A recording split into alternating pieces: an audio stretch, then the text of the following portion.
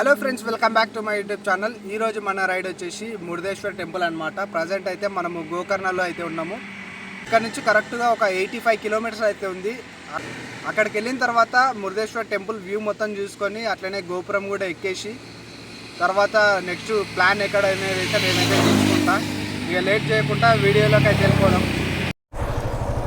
Welcome back to GoPro view. ఇక్కడ నుంచి మనం అయితే మురుదేశ్వర్ టెంపుల్కి అయితే వెళ్తున్నాము. ఇప్పుడు వచ్చేసి టైం వచ్చేసి 10:45 అవుతుంది. ఇప్పుడు 65 కిలోమీటర్స్ వెళ్తే మనం మురుదేశ్వర్ టెంపుల్కి అయితే వెళ్ళిపోతాం అనమాట. 11:50 వరకు అయితే టైం అయితే చూపిస్తుంది. Let's go. అక్కడికి వెళ్ళేలోపు ఎంత టైం అవుతుందో చూడాలి. గూగుల్ టైం కంటే ముందే మనం అయితే వెళ్దామని అనుకుంటున్నాం. మరి చూడాలి అక్కడికి వెళ్ళేలోపు ఎంత టైం అవుతుందో. ఇప్పుడు ప్రజెంట్ అయితే మనం వచ్చేసి నేషనల్ హైవే 66 మీద అయితే పోతున్నాము. ఇక్కడ నుంచి కన్యాకుమారి వెళ్ళడానికి 648 కిలోమీటర్స్ అయితే చూపిస్తుంది. సో కరెక్ట్గా మనకు 1 hour 5 minutes అయితే లొకేషన్కి వెళ్ళడానికి చూపిస్తుంది. సో మనకు ఎక్కడికైనా ట్రావెలింగ్ చేయాలనుకుంటే మన ఓన్ వెహికల్స్ మీద వెళ్తేనే బాగుంటుందని చెప్పి నేనైతే అనుకుంటున్నా. ఎందుకంటే అక్కడికి వెళ్ళి లొకేషన్కి వెళ్ళి అక్కడ వేరే వెహికల్స్ రెంట్కి తీసుకొని మొత్తం తిరగాలంటే కాని పని. అంటే బెస్ట్, అది కూడా బెస్టే. కాకపోతే ఏంటంటే ఇట్లా మన ఓన్ వెహికల్ తీసుకున్నామంటే ఇక్కడ సపోజ్ ఇక్కడనే ఏదైనా మంచి ప్లేస్ కనిపించింది అనుకోండి, ఇక్కడనే ఆగి వ్యూ మొత్తం చూసుకొని ఎంజాయ్ చేసుకుంటే వెళ్ళిపోవచ్చు. అదే ట్రైన్లను బస్సులను వెళ్ళినామంటే ఇక్కడ ఒక మంచి వ్యూ ఉందంటే దాన్ని అయితే మిస్ అయిపోవాల్సి వస్తుంది. అందుకే ఎంతవరకు ఉన్నా మన ఓన్ వెహికల్స్ పైన రావడానికి అయితే ట్రై చేయండి. ఒక 4 members అట్లా వచ్చిరంటే గట్టిగా ఎంజాయ్ చేసి పోవచ్చు ఎక్కడికైనా సరే. సో నాదైతే మోటో వ్లాగింగ్ పర్పస్ కాబట్టి నేనైతే ఒక్కనే వస్తున్నా. నాతో పాటు ఇక జర టైంపాస్గా ఉంటుందని చెప్పి ఒక 4 అయితే వేసుకొచ్చిన, ఒకరిని పట్టుకొని వచ్చిన. సో టైం వచ్చేసి 10:48 అవుతుంది. ఎండ అయితే గట్టిగా కొడుతుంది. నిన్న రైడ్ అంతా కూడా భలే నడిచింది అబ్బా. అసలు క్లైమేట్ అయితే ఎండ లేదు, అక్కడ వర్షం పడతలేదు, ఇక్కడ ఎండ కూడా లేదు, అంతా నార్మల్గా ఉంది. సో కూల్ వెదర్ ఉండే. సొప్పటి దాకా మంచిగా పోయిండే జర్నీ నిన్న. సో మనకి ఇక్కడ నుంచి వచ్చేసి గోవా ఒక 120 కిలోమీటర్స్ ఉంది. వెనక్కి వెళ్ళిపోతే డైరెక్ట్ గోవాకి వెళ్ళిపోవచ్చు అనమాట. గ్రీనరీ అయితే చూసుకోవచ్చు. ఇప్పుడు సమ్మర్లోనే ఇంత మంచిగా ఉందంటే ఇంకా వింటర్ సీజన్లో రెయిన్ సీజన్లో వచ్చినామంటే ఇక మామూలుగా ఉండదు అనుకుంటా లొకేషన్ మొత్తము. కన్యాకుమారి వచ్చేసి ఇక్కడ నుంచి 927 కిలోమీటర్స్ ఉంది. దాదాపు నేను కోవిడ్ ముందు నుంచి అనుకుంటున్నా మోటో వ్లాగింగ్ చేయాలి. అది కూడా ఎట్లా, నేను ట్రావెలింగ్ ఎట్లా, నాకు ట్రావెలింగ్ మీద ఇంట్రెస్ట్ ఉంది కదా, ఎలాగూ దీంట్లో కూడా ట్రై చేస్తే నా కిస్మత్ బాగుంటే నేను కూడా జర క్లిక్ అవుతాయి కదా అని చెప్పి మోటో వ్లాగింగ్ చేద్దామని అయితే ఇందులోకి వచ్చిన. సో మీ అందరికీ కూడా నా వీడియోస్ నచ్చుతాయని అనుకుంటున్నా. అట్లనే నేను చూసిన ప్రతి ప్లేస్ కూడా మీకు చూపించాలని చెప్పి నేను బాగా అనుకుంటున్నా. అందుకే నేను ఈ మోటో వ్లాగింగ్ అయితే స్టార్ట్ చేస్తున్నా. సో నాకు వీలైనంత వరకు నేను వెళ్ళడానికి అయితే ట్రై చేస్తా, మీకు చూపిస్తా నేను వెళ్ళిన ప్రతి ప్లేసు. ఇక మీ అందరి సపోర్ట్ నాకు ఇట్లనే ఉంటే నేను ఇంకా రాబోయే రోజులలో మంచి మంచి వీడియోస్ అయితే ఖచ్చితంగా తీస్తా. కరెక్ట్గా ఇంకొక 2 months తర్వాత నేను ఒక పెద్ద రైడ్ అయితే ప్లాన్ చేస్తున్నా. అందరూ కూడా నా వీడియోని చూడండి, నా వీడియోలు చూసి నాకు సపోర్ట్ చేయండి. ఇంకా ఏమైనా నా వీడియోస్లలో ఏమైనా మార్చుకోవాలనుకుంటే కూడా చిన్న చిన్న సజెషన్స్ ఇవ్వండి. నేనైతే ఖచ్చితంగా నెక్స్ట్ టైం వాటిని కవర్ చేసుకుంటా. ముందు చూసుకోవచ్చు వ్యూ ఎంత బాగుందంటే జబర్దస్త్ ఉంది వ్యూ అయితే. ఈ రైడ్ స్టార్ట్ చేసే ముందు నాకు ఇంటి దగ్గర ఒక చిన్న డౌట్ ఉండే. ఏంటంటే నా బండికి కొద్దిగా ముందు హ్యాండిల్ దగ్గర ప్రాబ్లం ఉండే.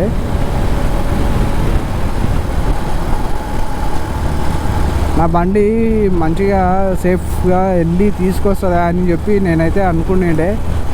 కానీ నా బండి కొట్టడానికి ఎంత కొడితే అంత మంచిగా వెళ్ళిపోతుంది సాఫ్ట్గా. అంటే పెద్దగా నా బండి అసలు యూజ్ చేయలేదు ఇప్పటివరకు. ఇగో మొన్ననే 20,000 అయితే 20,000 అయితే రీచ్ అయిపోయింది మొన్ననే. 20,000 కిలోమీటర్స్ మాత్రమే తిరిగింది ఇప్పటి వరకు. 2019లో బండి కొన్నా నేను. లొకేషన్స్ అంటే క్రేజీ ఉన్నాయి బాబ్. ఖచ్చితంగా వింటర్ సీజన్లో వస్తే మామూలుగా ఎంజాయ్ చేసి పోమనుకుంటా. ఇక్కడ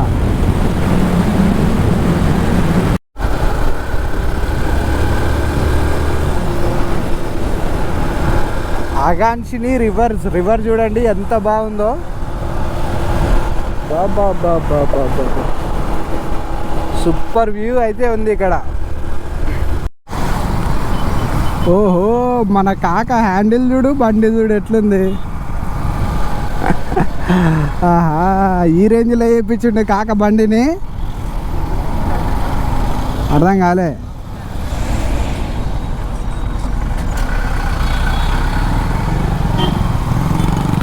అదో మళ్ళీ వచ్చిండ్రు.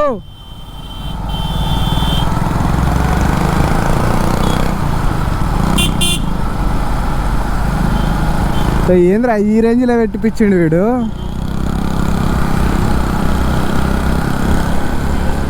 ఓ షేర్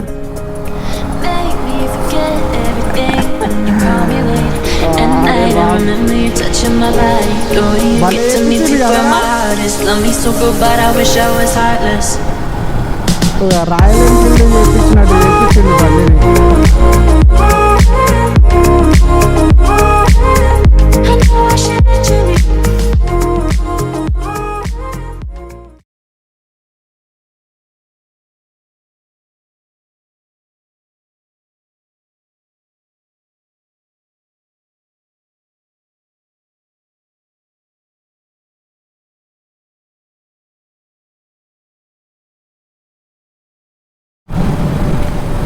సో ఫ్రెండ్స్ మొత్తానికైతే మురుదేశ్వర్కి అయితే వచ్చేసినాము. కరెక్ట్గా ఇక్కడ మెయిన్ రోడ్ నుంచి రైట్ సైడ్ ఒక 1.2 కిలోమీటర్స్ వెళ్తే మనకు డైరెక్ట్ మురుదేశ్వర టెంపుల్ దగ్గరికి అయితే వెళ్తామన్నమాట. ఇక్కడ నుంచి రైట్ తీసుకోవాలి. ఈ కమాండ్ లోపల నుంచి లోపలికి వెళ్ళిపోవాలి.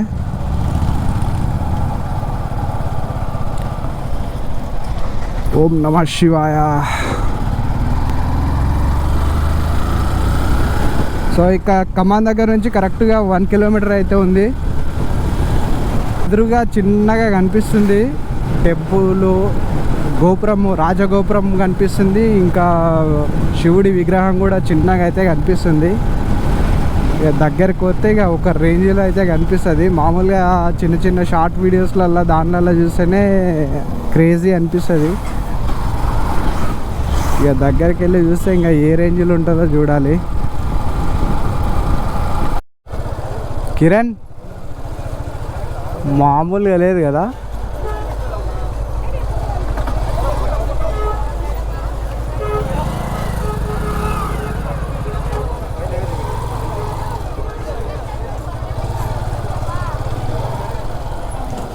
పార్కింగ్ ఉందో లేదో రా లోపల.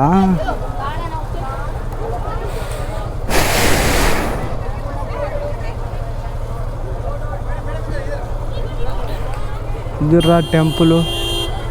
సో ఫ్రెండ్స్ ఫైనల్లీ మనమైతే మురుదేశ్వర్ టెంపుల్కి అయితే వచ్చేసినాము. మనం ఎదురుగా చూడొచ్చు ఒక పెద్ద రాజగోపురం అయితే ఉంది. మనకు టెంపుల్ లోపలికి వెళ్ళడానికి 2 ఏనుగులు అయితే ఎంట్రీ అయితే ఉంటుంది అన్నమాట.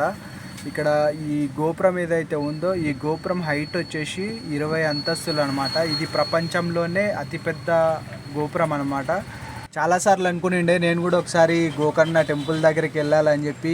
ఈరోజైతే నేనైతే గోకర్ణకి అయితే వచ్చేసిన. ఇక్కడ మీరు జనాలందరినీ చూడవచ్చు. చాలా అంటే చాలా పబ్లిక్ అయితే ఇక్కడికి రోజు వస్తుంటుందంట. అట్లనే ఇక మనము టెంపుల్ లోపలికి వెళ్ళి అట్లనే ఇట్లా దర్శనం ఇట్లా చేసుకొని లోపల మొత్తం కూడా చూసుకుందాము. ఇక్కడ ఈ గోపురం ఉంది కదా, ఈ గోపురం ఎక్కడానికి మార్నింగ్ 3 నుంచి ఆఫ్టర్నూన్ 1 వరకు అయితే ఓపెన్ అయితే ఉంటుంది. తర్వాత 3 o'clock వరకు అయితే బంద్ ఉంటుందంట. ఇక్కడ మేము వచ్చిన టైము ఒక 2కి అట్లా వచ్చినాము. మాకైతే టైం అయితే సెట్ కాలేదు. అందుకని చెప్పి మేము ఖచ్చితంగా గోపురం ఎక్కి వెళ్ళాలని చెప్పి అయితే వెయిట్ చేసినాము. ఫ్రెండ్స్ దర్శనం అయితే అయిపోయింది. ఇప్పుడైతే మేమైతే 3 o'clock వరకు అయితే వెయిట్ చేయాలి. ఎందుకంటే లిఫ్ట్ అప్పుడే తెరుస్తారు కాబట్టి. లిఫ్ట్ తెరిచిన తర్వాత మనం గోపురం ఇట్లా ఎక్కేసి 18th ఫ్లోర్ వరకు అయితే ఎక్కాల్సి ఉంటుంది. అక్కడ ఎక్కి ఇక వ్యూ మొత్తం ఇట్లా చూసుకొని అట్లనే మనం కొన్ని ఫొటోస్ అన్నీ దిగేసి ఇక రిటర్న్ అయితే వెళ్ళిపోదాము. సో ఇప్పుడైతే మనము ఇక్కడ విగ్రహం దగ్గరికి అయితే వెళ్తున్నా నేను. ఇప్పుడు ఇక్కడ ఎదురుగా ఒక చిన్న విగ్రహం కూడా కనిపిస్తుంది కదా, అది రావణాసురుడి విగ్రహం అన్నమాట. సో మనకు ఎదురుగా ఈ శివుడి విగ్రహం అయితే కనిపిస్తుంది కదా, ఈ విగ్రహం హైట్ వచ్చేసి 123 అడుగుల ఎత్తు అనమాట. ఇది ప్రపంచంలోనే రెండో అతిపెద్ద శివుడి విగ్రహం అనమాట. ఫస్ట్ది వచ్చేసి గుజరాత్లో ఉంటుంది అనుకుంటా.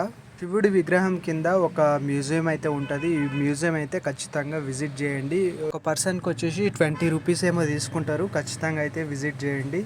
ఎట్లనే లోపల చూసుకున్నట్లయితే మనకు రావణాసురుడి హిస్టరీ మొత్తం కూడా లోపలైతే కనిపిస్తుంది. ఈ మురుదేశ్వర టెంపుల్ ఎట్లా పుట్టిందంటే, అప్పట్లో మన దేవుళ్ళ కాలంలో రావణాసురుడు శివుడికి పెద్ద భక్తుడు అనమాట. ఒకరోజు ఘోరమైన తపస్సు చేస్తుంటే, శివుడి కోసం బాగా తపస్సు చేస్తుంటే ఆయన భక్తిని మెచ్చి శివుడు అయితే వరం ఇస్తాడనమాట. ఆయన వచ్చిన తర్వాత నాకు తన ఆత్మలింగాన్ని ఇస్తే నేను లంకకి తీసుకెళ్తా అని చెప్పి రావణాసురుడు అయితే శివుడితో అయితే చెప్తాడనమాట. ఇప్పుడు రావణాసురుడు ఏదైతే కోరిక కోరిండో ఆ కోరికను శివుడు అయితే తీరుస్తాడు. కాకపోతే ఏంటంటే ఒక చిన్న షరతు అయితే పెడతాడు. ఆ షరతు ఏంటంటే, తను రావణాసురుడు లంకకి వెళ్ళే వరకు కూడా ఎక్కడ కూడా శివలింగాన్ని అయితే కింద అయితే పెట్టకూడదు అని చెప్పి షరతు పెడతాడు. అందుకు రావణాసురుడు ఒప్పుకొని అక్కడి నుంచి అయితే తన శివుడి ఆత్మలింగాన్ని అయితే తీసుకొని లంకకి అయితే బయలుదేరుతాడు. అక్కడికి నుంచి బయలుదేరిన తర్వాత గోకర్ణ ఏదైతే ఉందో, ఇప్పుడు మురుదేశ్వర టెంపుల్ ఏదైతే ఉందో అక్కడికి వచ్చే వరకు సాయంత్రం అయిపోతుంది. అప్పుడు పక్కనే ఉన్న సముద్రంలో రావణాసురుడు అయితే స్నానం చేయాలని చెప్పి అనుకుంటాడు. అప్పుడు ఈ శివలింగం ఏదైతే ఉందో దాన్ని అయితే కింద పెట్టకూడదు కదా, అప్పుడు ఎవరికైనా ఇద్దామని చెప్పి చూస్తూ ఉంటే అప్పుడు గణేశుడు మారువేషంలో అయితే రావణాసురుని దగ్గరికి వస్తాడు. వచ్చి నేను పట్టుకుంటా లింగాన్ని, మీరైతే వెళ్ళి స్నానం చేసి రండి అని చెప్పి రావణాసురుడికి చెప్తే తను వెళ్ళి స్నానం చేసి రిటర్న్ అయితే వస్తుంటాడు. ఇప్పుడు గణేశుడు ఏం చేస్తాడంటే లింగాన్ని కింద అయితే పెట్టేస్తాడు అనమాట. ఇక్కడ మురుదేశ్వర టెంపుల్ దగ్గర ఉన్న ప్లేస్లో అయితే లింగం అయితే కింద పెట్టేస్తాడు. అప్పుడు రావణాసురుడు దాన్ని చూసి గణేశుడిని పట్టుకొని ఒక్కటి ఇస్తాడు నెత్తి మీద. తర్వాత రావణాసురుడు ఆ శివలింగాన్ని ఎంత ప్రయత్నించినా కూడా దాన్ని అయితే లేపలేకపోతాడు అనమాట. చాలా ప్రయత్నం అయితే చేస్తాడు, ఆ లింగంని అయితే అసలు కొద్దిగా కూడా కదలలేకపోతాడు. చివరి ప్రయత్నంగా లేపడానికి ట్రై చేస్తుంటే అప్పుడు ఇక బాగా కోపంతో ఆత్మలింగాన్ని లేపే ప్రయత్నంలో ధ్వంసం అయితే చేసేస్తాడు. కొన్ని మొక్కలు అవి చెల్లా చెదురుగా పడడంతో అవి కూడా ఇప్పుడు కొన్ని టెంపుల్స్గా అయితే దర్శనమిస్తున్నాయి. ఆ టెంపుల్సే ఇప్పుడు మనం చూస్తున్న ఈ మురుదేశ్వర్ టెంపుల్ ఒకటి, ఇంకోటి గోకర్ణ సజ్జేశ్వర్ టెంపుల్, దారేశ్వర్ టెంపుల్, అట్లనే గుణవంతేశ్వర టెంపుల్ అనమాట. ఇవి మొత్తం కూడా కర్ణాటక రాష్ట్రంలోనే ఉంటాయి. ఎవరైనా వచ్చినప్పుడు ఈ టెంపుల్స్ని అయితే ఖచ్చితంగా విజిట్ చేయండి. రావణాసురుడి చేతిలోకి ఆత్మలింగం వెళ్తే లోకం మొత్తం నాశనం చేస్తాడని చెప్పి గణేశుడు అయితే ఇలాంటి పని అయితే చేసిండు అనమాట. సో మీరు కూడా ఎవరైనా టెంపుల్కి వచ్చిరంటే ఖచ్చితంగా శివుడి విగ్రహం కింద ఉన్న ఈ మ్యూజియంని అయితే ఖచ్చితంగా అయితే విజిట్ చేయండి. ఈ మ్యూజియం చూసిరంటే చాలా మంచి ఎక్స్పీరియన్స్ అయితే మీకు అనిపిస్తుంది, చాలా మంచిగా అయితే అనిపిస్తుంది అనమాట. ఈ మ్యూజియం మొత్తం చూసుకున్న తర్వాత బయట రాజగోపురం ఏదైతే ఉందో ఆ గోపురం అయితే ఖచ్చితంగా ఎక్కండి.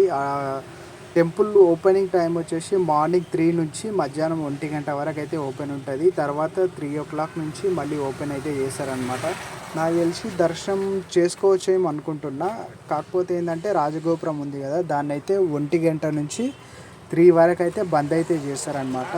మేమైతే 3 వరకు వెయిట్ చేసి ఖచ్చితంగా రాజగోపురం అయితే ఎక్కి మేమైతే రిటర్న్ అయితే వచ్చేసినాము.